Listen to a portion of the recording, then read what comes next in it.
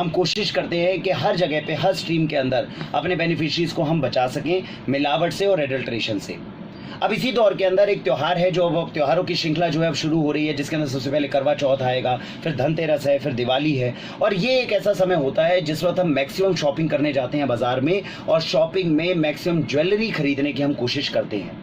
हाल ही में हमारे साथ में एक ऐसी मुलाकात हुई हमारे एक ऐसे शख्स के साथ में, जिन्होंने हमें ज्वेलरी की परख के बारे में बताया कि एडल्ट्रेशन जो हम करते हैं वो केवल फूड्स के अंदर या खाने के अंदर नहीं होती, बल्कि जब हम ज्वेलरी खरीदते हैं, जब भी हम कोई मेटल का कोई भी अच्छा आभूषण खरीदते हैं, तो उसके अंदर भी किसी न किसी तरीके से एडल्ट्रेशन की जाती है, उसके अंदर किसी न किसी तरह से मिलावट की जाती है। तो हमारे साथ में आज पीयूष अग्रवाल जी।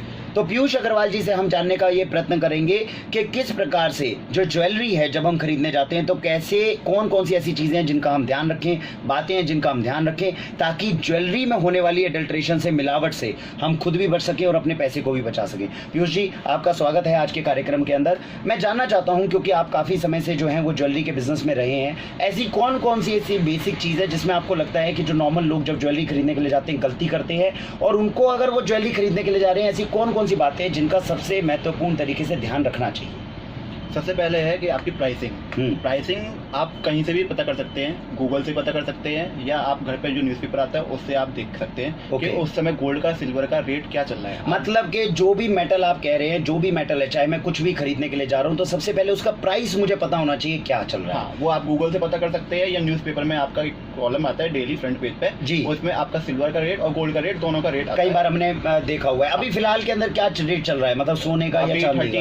39,500 से लेके 40,000 के बीच में सिल्वर का रेट चल रहा है। सिल्वर का रेट है 39,500 से 40,000 पर केजी, बिल्कुल। हाँ। और गोल्ड का रेट अराउंड 32,000 का है पर 10 ग्राम का। तो मतलब सोना और चांदी जो पास से एक किलो के अंदर जाता है, और एक तकरीबन जो है 10 ग्राम के अंदर जाता है। ठीक है, तो सबसे पहले हम ध्यान रखें कि जब भी हम कभी भी ज्वेलरी खरीदने के लिए जा रहे हैं, तो उस दिन का रेट जो है वो, ये जो रेट फ्लक्चुएशन है, ये क्या 24 घंटे के लिए रेट रहता है या एक हफ्ते के लिए रहता है? ये हर 1 घंटे, हर 1.5 घंटे, 2 घंटे बाद चेंज होता रहता है। तो क्या हम जब जा रहे हैं तो गूगल के ऊपर अगर हम सर्च करें तो उस वक्त का प्रेजेंट रेट जो है वो हमें मिल जाएगा? तो हमेशा जब भी आप ज्वेलरी खरीदने के लिए जा रहे हैं तो हमेशा पहले गूगल के ऊपर ये सावधानी रखें, पता करें जो ऑर्नामेंट, जिस मेटल का मैं लेने जा रहा हूं, उसका वो प्रेजेंट रेट उस टाइम पे क्या चल रहा है, ये हमें पता होना चाहिए। ठीक है, और कौन सी ऐसी चीज़ है जो जिसका ध्यान होना चाहिए जब जा रही है?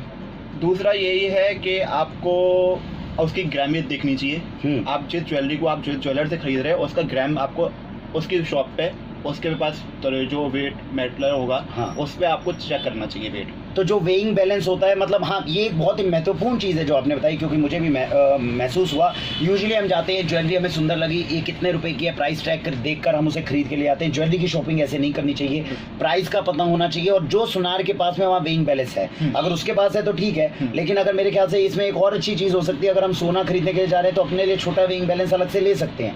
वेइंग बैलेंस के अंदर कल को उसके गड़बड़ मिल जाए या ऐसा कुछ हो जाए, तो वेइंग बैलेंस से हम ये जरूर पता करें कि जो ज्वेलरी हमने ली है उसकी ग्रामेज क्या है, एग्जैक्ट